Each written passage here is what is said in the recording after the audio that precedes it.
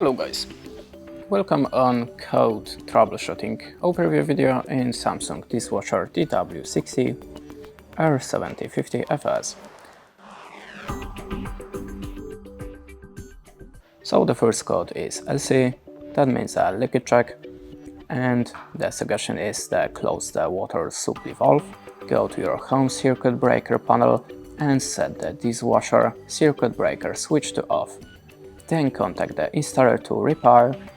If the issue continues, contact a local Samsung service center. The next code is 4C and this is the water supply check.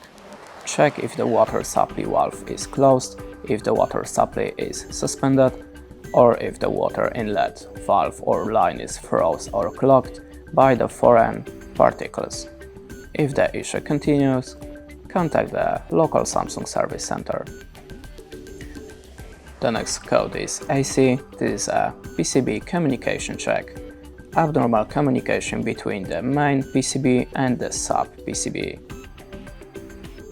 The HC is a high temperature heating check. Functional check, with the dishwasher empty, add detergent and then run a cycle.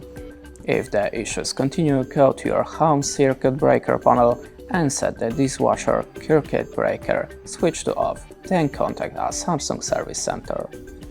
TC is a thermistor check. Temperature sensor is broken, short or open circuit. If the problem continues, contact Samsung. AC is a washing pump check.